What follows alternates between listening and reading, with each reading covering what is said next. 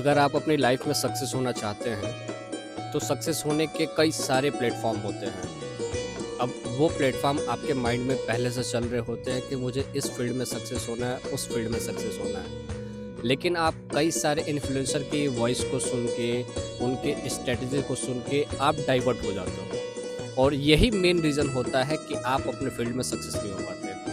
किसी भी इन्फ्लुएंसर की कोई भी चीज़ को फॉलो करने से पहले आप पहले उस चीज़ को ऑब्ज़र्व करना सीखो। जैसे कि हम अपनी लैंग्वेज में कहते हैं या एक साइकोलॉजिस्ट अपने लैंग्वेज में कहता है कि आप उस चीज़ को ऑब्ज़र्व करो। जैसे कि अगर आप कुछ सोच रहे हो, किसी चीज़ पे विचार कर रहे हो कि कुछ बनाना है या कुछ बनना है, तो पहले उस थॉट को आप अपने दिमाग में सोचो।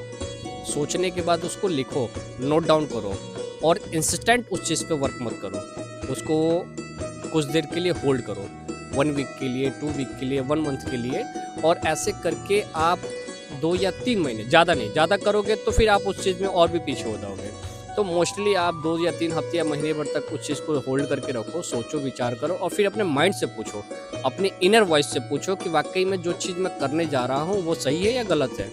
जब आपके माइंड से ये चीज़ फ्रीक्वेंसी प्लस पॉइंट में निकल आए और आप खुद समझ जाए कि मैं जो करने जा रहा था वाक़ई में हकीकत है या फिर वाक़ई में उस चीज़ को हकीकत बना सकता हूँ, या वो चीज़ जनरली या जेनेरिक रूप से अच्छी है, तो उस प्लेटफ़ॉर्म पे काम करना शुरू करो। यदि अब महीने भर भी वर्क करने के बाद अगर आपको ये डिसीज़न मिलता है कि ये चीज़ें गलत हैं या फिर ऐसे मुझे नहीं करना चाहिए, तो फिर मेरी राय आपको यही रहेगी कि आप उस वर्क को वहीं पे होल्ड कर दीजिए और अपने आप में या अपने आप को इतना इनिशियल टाइम दीजिए कि आप एक अच्छे और बेहतर प्लेटफ़ॉर्म के बारे में सोच पाएँ। क्यों? क्योंकि जब तक आप अपनी इनर वॉइस नहीं पहचानेंगे, तब तक आप कुछ नहीं कर पाएँगे।